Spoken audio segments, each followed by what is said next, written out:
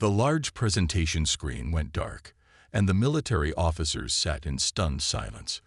Jack Wells stood alone at the podium, his weathered hands gripping its edges as he waited for any response. The design blueprints he had just shown them broke every rule of modern space warfare, yet he knew in his bones that it would work. Admiral Thompson was the first to laugh. Others quickly joined in, their chuckles echoing through the conference room aboard Space Command Station Alpha. Jack didn't move. After 40 years of designing spacecraft, he had expected this reaction. "Mr. Wells," Admiral Thompson said, wiping tears from his eyes, "you can't be serious. Physical armor instead of energy shields. Manual backup systems. And what's this about using magnetic coils instead of quantum drives? This isn't the 22nd century anymore." Jack cleared his throat. "The quantum drives are predictable. Energy shields can be calculated and breached. Every ship we build follows the same principles, and that makes them all share the same weaknesses." He tapped his tablet, bringing up a simulation. "But this design is a waste of our time," interrupted General Morris, standing up. "We're dealing with budget cuts, and you want us to build some outdated heap of metal. The project is denied. This meeting is over." The officers filed out, some still chuckling, others shaking their heads. Only Admiral James Reed remained seated, his eyes fixed on the simulation still playing on Jack's tablet. Once they were alone, he spoke quietly. "Show me the power distribution systems again." Jack blinked in surprise, but quickly brought up the diagrams. For the next hour, he explained every detail to Reed. How the ship's apparent weaknesses were actually its strengths. How its primitive systems made it unpredictable. How its very existence would confuse any enemy. Reed leaned back in his chair. "They're all wrong about you, Jack. They think you've lost your edge after retiring. But I see what you're doing. You're thinking beyond the box. You're ignoring the box entirely." "So you understand?" Jack asked, hope creeping into his voice. "I understand that you're either completely crazy or absolutely brilliant." Reed stood up, straightening his uniform. "Probably both. And that's exactly what we need right now." 3 days later, Jack received a classified message. His project had been secretly approved under Reed's authority. He would get a small team, a hidden facility in the asteroid belt, and just enough resources to build one prototype. The work began immediately. While the regular shipyards churned out standardized warships with their quantum drives and energy shields, Jack's team worked in secret. They fabricated armor plates that shouldn't work but did. They installed backup systems that other engineers had long abandoned. They built something that the textbooks said would fail. Late one night, as Jack studied the half-finished hull through the facility's observation window, his tablet chimed. It was a message from his daughter Anne, now a commander in the fleet. She had figured out what he was working on. "Dad, the other captains are talking about your crazy design. They're calling it career suicide. Please tell me you're not really building that thing." He typed back, "When you were little, you asked me why birds could fly better than our most advanced ships could maneuver. Remember what I told you?" Her response came quickly. "You said nature doesn't care about our theories. It does what works." "Exactly," he wrote. "Everyone's so focused on advancing technology that they've forgotten about simple solutions. We're not building a better warship. We're building something that shouldn't exist. And that's supposed to make me feel better." Jack smiled at his tablet. "No, watching it prove everyone wrong will do that." As he looked back at the hull, its unusual angles catching the light of distant stars, he knew he was right. The military wanted perfect, predictable weapons, but space wasn't perfect or predictable. Neither were humans, and somewhere out there, an enemy was coming who needed to learn both those lessons. The ship would teach them. The prototype grew in the hidden facility, taking shape in ways that made the construction crews uncomfortable. They were used to building sleek warships with smooth lines and gleaming hulls. This was different. This was the paradox. Jack watched as another worker quit, mumbling about how the ship violated basic engineering principles. He didn't try to stop them. He needed people who could forget everything they thought they knew about spacecraft design. The ship's outer layer looked like it had been assembled from mismatched pieces. Multiple types of armor plating overlapped in seemingly random patterns. Some sections were thick with traditional metal alloys, while others used ceramic composites or layered carbon materials. It wasn't pretty, but it wasn't meant to be. "Sir," called out Tom, one of the few engineers who had stayed, "we've finished installing the manual control systems. But I have to ask, why are we putting in physical cables and hydraulics when neural interfaces are standard?" Jack walked over to the control panel Tom was working on. "Punch up the diagnostic screen." When Tom did, Jack pointed to the reading. "See how the neural systems can be hacked, overloaded, or shut down. Now try that with a steel cable." Understanding slowly spread across Tom's face. They can't disable what they don't expect to find. Exactly. Every modern ship relies on the same advanced technology. Take that away, and their crews are helpless. But our crew will always have options. The next challenge came when they installed the weapons. Instead of the standard quantum particle beams, the Paradox carried an array of different weapon types. Railguns that fired physical projectiles, chemical rockets that couldn't be traced by energy sensors, even a device that could launch clouds of metallic dust to confuse enemy targeting systems. Admiral Reed visited regularly, watching the progress with growing interest. During one inspection, he found Jack calibrating the ship's unusual propulsion system. "The brass is getting suspicious," Reed said. "They're asking questions about where some of their resources are going. We don't have much time." Jack nodded without looking up from his work. "We're almost ready. The last systems are being installed now. But we need a crew." "That's the problem." Reed sighed. "Nobody wants to serve on a ship they think is going to fail. We've asked for volunteers, but..." An alert flashed on the nearby screen. Someone was requesting permission to dock at the facility. When Jack saw the identification code, he smiled. Commander Ann Wells stepped out of her shuttle an hour later. She looked at the unconventional ship, then at her father. "If anyone's going to risk their career on this thing," she said, "it should be a Wells. I volunteer as captain." Over the next weeks, Anne helped select her crew. They chose people who showed creativity in crisis situations, engineers who could work with both advanced tech and basic tools, pilots who relied on instinct as much as training, those who others called unconventional. The day of the first test flight arrived too soon. As final checks were being made, an urgent message came from Space Command. Several border colonies had gone silent. Unknown ships had been detected entering human space. "We're not fully tested," Jack protested as Reed ordered the Paradox to be prepared for combat. "The crew needs more time, Tow." "We don't have more time," Reed cut him off. "Your impossible ship needs to prove itself now. The regular fleet is mobilizing, but they're days away. The Paradox is our only hope of reaching those colonies in time." Anne's voice came over the comm system. "All systems are as ready as they'll ever be. Engineering reports the reactor is stable. Weapons are loaded. Manual backups are in place. We can do this." Jack looked at his life's work, this ship that by all conventional wisdom shouldn't even fly. Everything he knew told him it would work. Everything everyone else knew said it would fail. "Launch control," Anne called out. "This is the Paradox. We are ready for departure." As the docking clamps released, and the ship moved on its own power for the first time, Jack whispered, "Show them what impossible really means."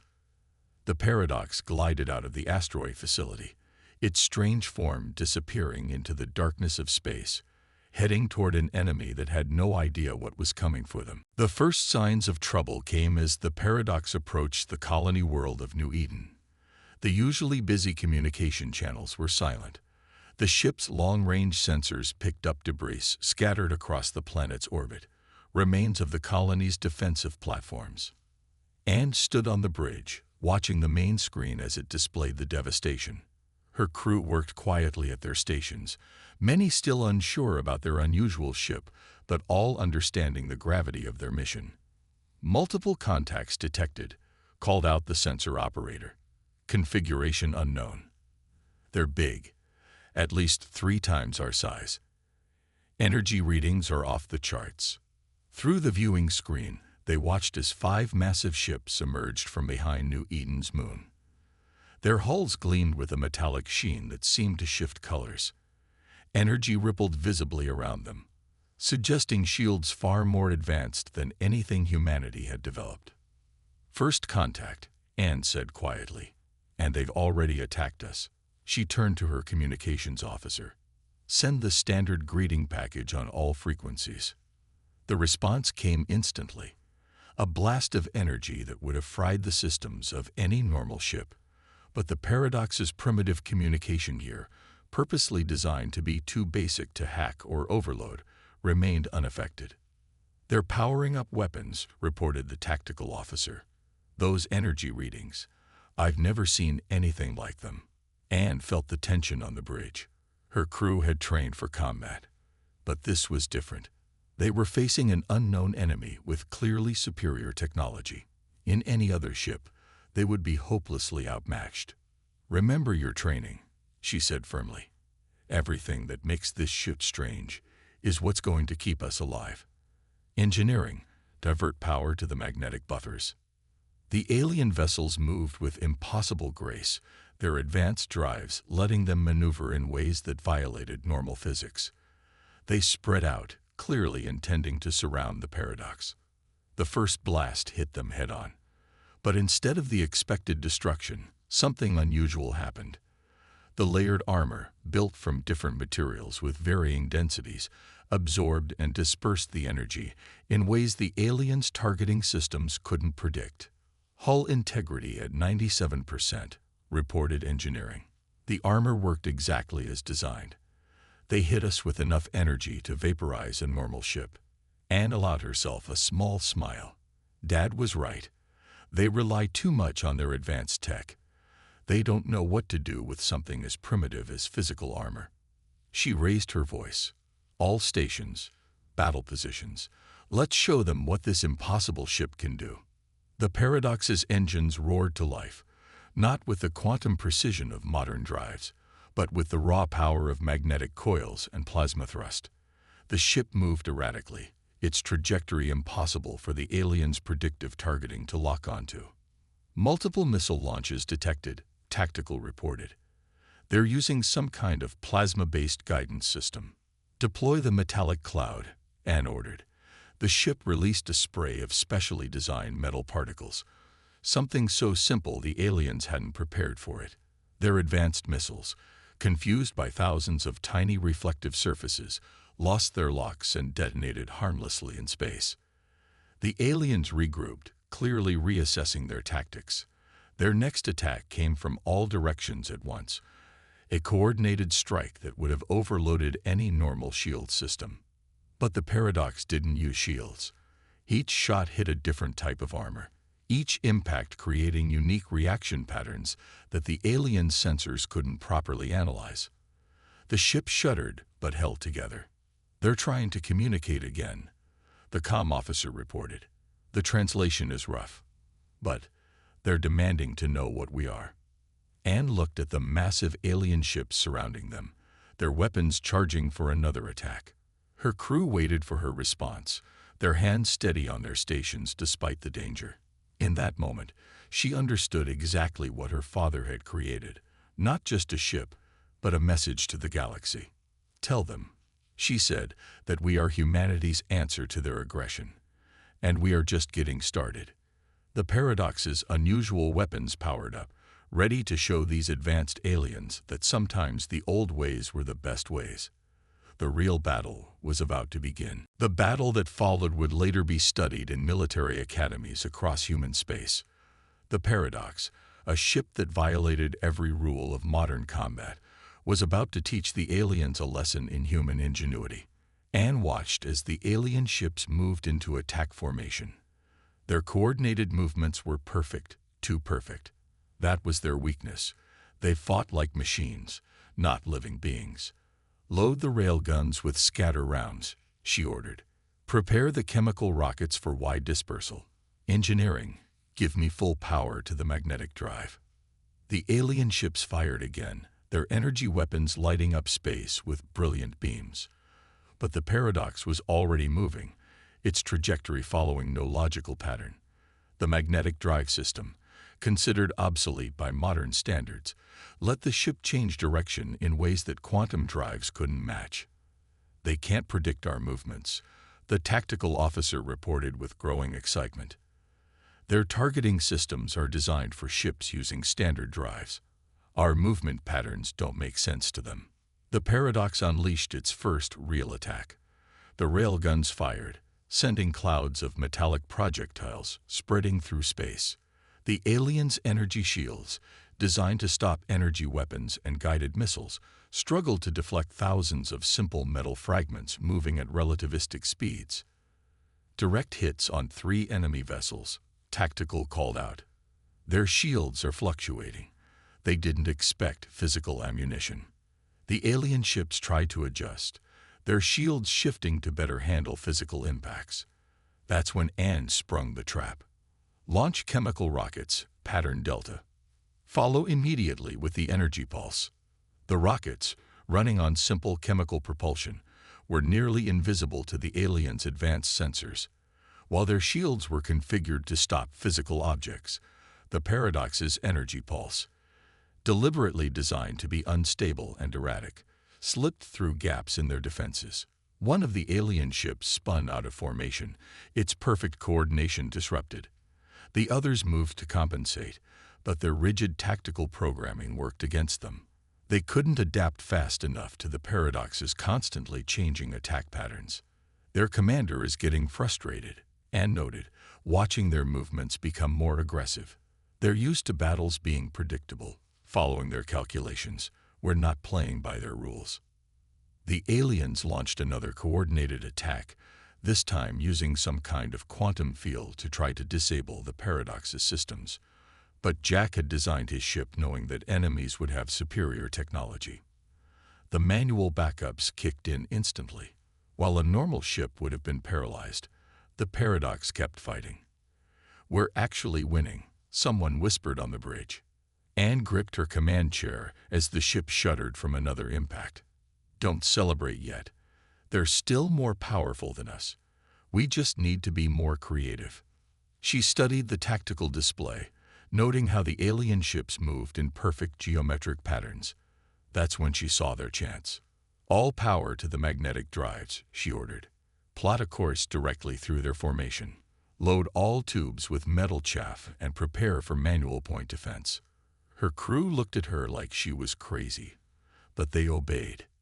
The paradox accelerated straight toward the enemy fleet, its unusual drive signature confusing their targeting systems.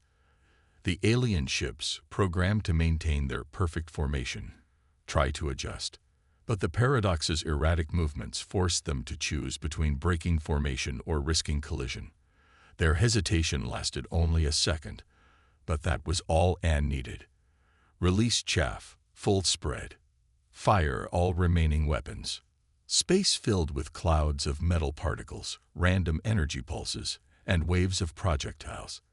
The alien ship's sensors, overwhelmed by the chaos, couldn't maintain their precise coordination. Their formation fell apart. "2 enemy ships are retreating," Tactical reported with disbelief. "The others are. They're withdrawing too." The bridge crew watched in stunned silence as the massive alien vessels, their perfect hulls now scared and damaged, turned and disappeared into faster-than-light travel. Anne let out a breath she hadn't realized she was holding. "Send a message to Admiral Reed. Tell him the paradox just proved why it exists." As her crew celebrated their impossible victory, she added quietly, "And tell my father he was right. Sometimes the best solution is the one that shouldn't work at all." The analysis room aboard Space Command Station Alpha was packed with military officers, engineers, and scientists. All eyes were fixed on the holographic display showing the paradox's battle footage. Jack Wells stood quietly in the corner, watching their reactions as they tried to understand how his impossible ship had defeated an advanced alien fleet. Admiral Reed led the discussion, highlighting key moments from the battle. "Look at this sequence," he said, freezing the display on an image of alien energy weapons sliding off the Paradox's layer armor. Their weapons were designed to counter our best technology. Instead, they hit something that belonged in a museum. But that's exactly why it worked. Jack spoke up, moving to the display. "Our enemies evolved their technology to defeat our defenses. Energy shields got stronger, so weapons got more powerful. Everything became more advanced, more predictable. Nobody thought to look backward."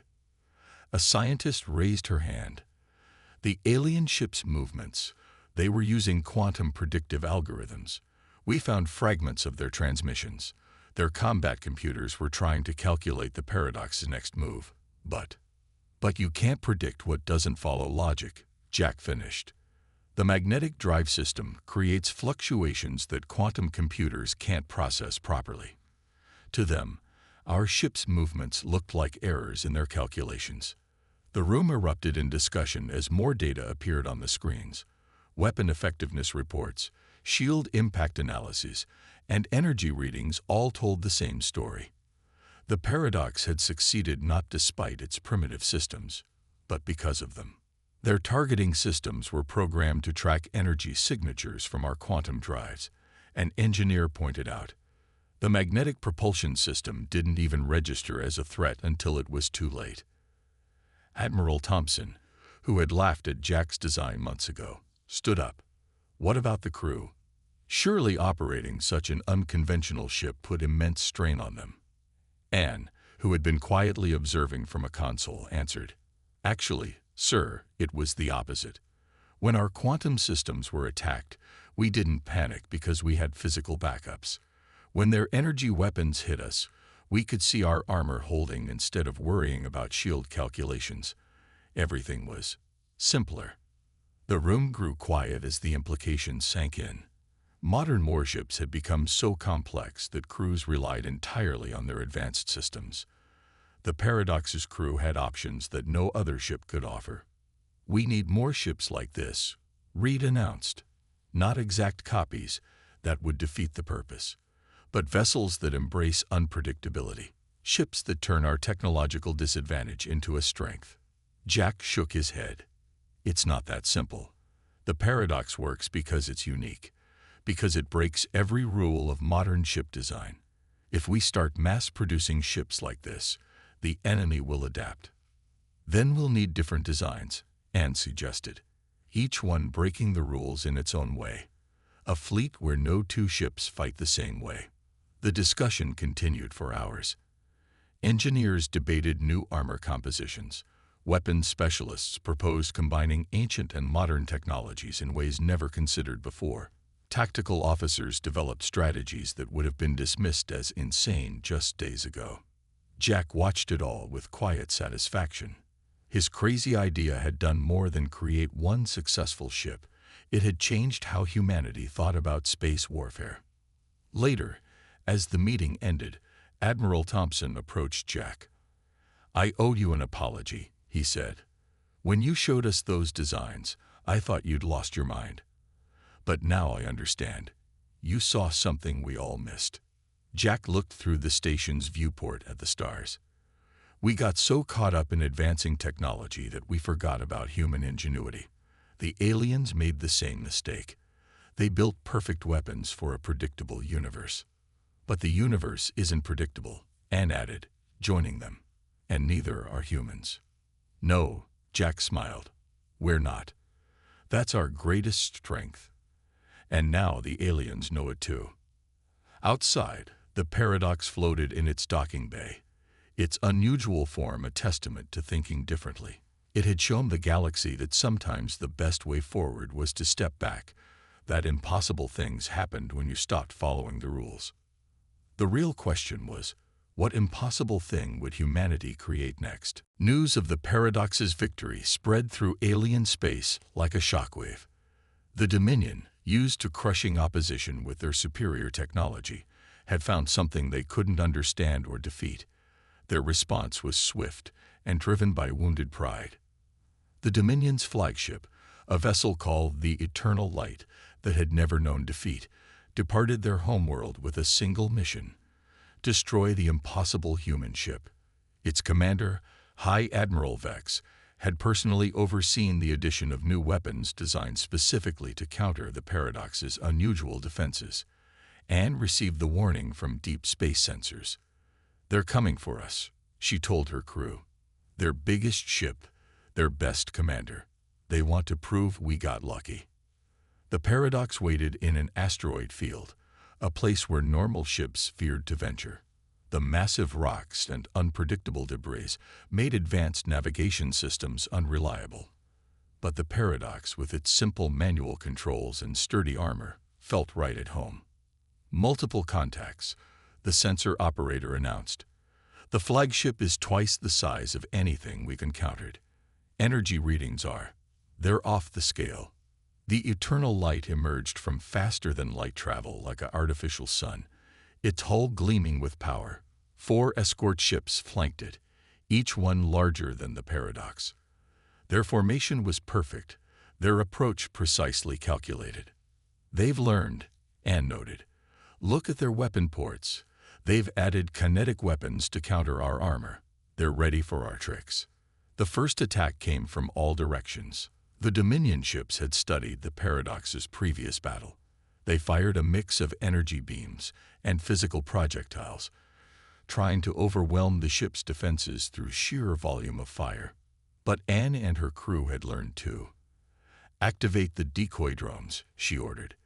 The simple devices, little more than engines and metal plates, drew away much of the enemy fire. The Paradox dove deeper into the asteroid field, using the rocks as cover. The Dominion ships followed, their perfect formation starting to strain as they navigated the chaotic environment.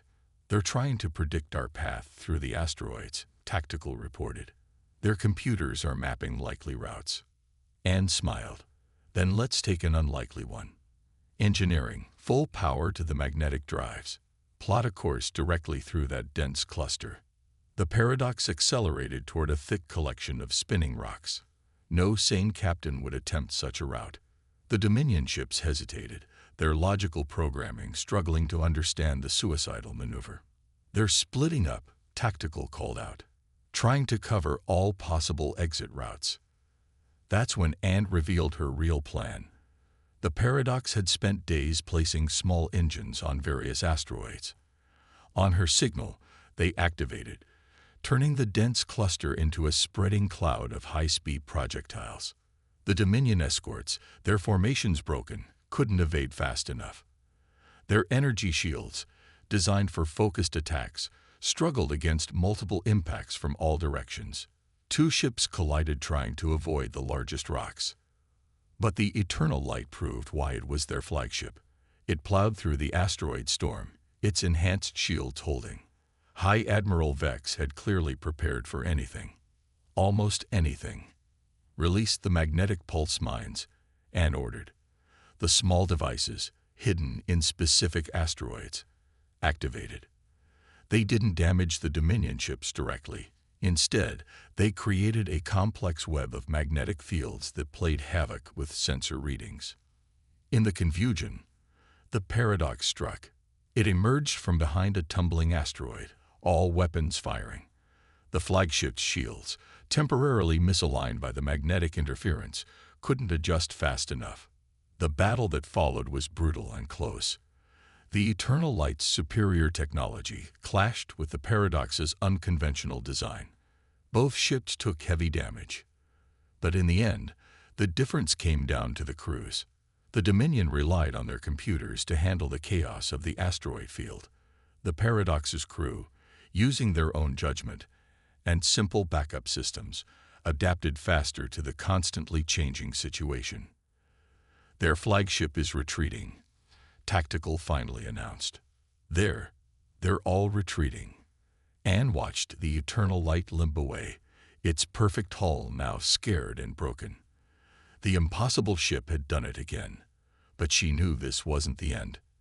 The Dominion would be back, and next time they would be even more determined to solve the puzzle of the ship that shouldn't exist. After the defeat of their flagship, The Dominion faced a crisis unlike any in their history. Their reputation for technological supremacy lay in ruins, shattered by a human ship that defied their understanding. The Eternal Light's battle logs spread through their empire, causing doubt and confusion. 3 months after the asteroid field battle, a Dominion diplomatic vessel appeared at the edge of human space. Their message was simple. They'd wanted to talk. The meeting took place on neutral ground, a space station orbiting a dead star. The Paradox floated nearby, its battle-scarred hull a silent reminder of why they were all there. Inside the station, humans and aliens sat across from each other for the first time. High Admiral Vex himself led the Dominion delegation. His metallic skin shimmered under the station's lights as he studied Jack and Ann Wells, who represented humanity alongside Admiral Reed. "Your ship," Vex began, his translator converting his complex language into English. "It should not function. Our best scientists have analyzed its design. By every calculation, every principle we know, it should fail." Jack nodded. "That's exactly why it works. You built your empire on the assumption that advancing technology always means improvement. We proved that assumption wrong." The alien admiral's eyes flickered, their equivalent of a frown. "We believe humans were primitive, barely worth noticing. Your other ships, we understood. They followed logical paths of technological development. But the Paradox, it shows a kind of thinking we had forgotten was possible." And leaned forward. "The universe isn't logical, Admiral. Neither is humanity. The moment you think you understand everything, that's when you're most vulnerable." The negotiations continued for days. Other alien races sent observers, all curious about the ship that had humbled the mighty Dominion. They watched the Paradox through the station's windows, trying to understand its secret. But there was no single secret to understand. Engineers from a dozen worlds tried to replicate the Paradox's success. They built ships with similar armor, copied its weapons, and mimicked its drive systems. None achieved the same results. "They still don't get it," Jack told Anne as they watched another failed test from the station's observation deck. "They're looking for a technology to copy, a formula to follow. But the Paradox isn't about its parts. It's about thinking differently." The final peace treaty reflected this understanding. The Dominion agreed to respect human space, not just because they feared the Paradox, but because they recognized that humanity offered something their empire needed: unpredictability. Innovation that went backward to move forward. During the treaty signing, High Admiral Vex made an unexpected gesture. He presented Jack with a piece of the Eternal Light's hull, damaged in their battle. "To remind us," the Admiral said, "that impossibility is a matter of perspective. Your ship taught us humility. That lesson was worth our pride." As news of the peace spread, the Paradox became more than just a ship. It became a symbol of humanity's unique place in the galaxy. Not the most advanced, not the most powerful, but perhaps the most adaptable. Back on Earth, in the same room where Jack's design had once been laughed at, a new class of cadets studied the Paradox's legacy. But they weren't learning about its specific systems or weapons. Instead, they learned to question assumptions, to think in ways that computers couldn't predict. The real Paradox, Jack told the cadets, wasn't the ship itself. It was the idea that sometimes you have to ignore progress to move forward. That wisdom doesn't always mean choosing the most advanced solution. Anne, now an instructor herself, added her own lesson. "The galaxy is full of civilizations that climbed the same technological ladder. But humanity, we built our own ladder using materials everyone else had thrown away." The Paradox remained in service, still confounding enemies who thought they had finally figured it out. But its greatest victory wasn't in any battle. It was in showing the galaxy that impossibility was just another human limit waiting to be broken. And somewhere out in the black of space, other impossible ships were being born, each breaking the rules in its own unique way. Because that was humanity's real strength, not the ability to match their enemies' advancement, but the courage to find their own path forward. Even if that path led backward first.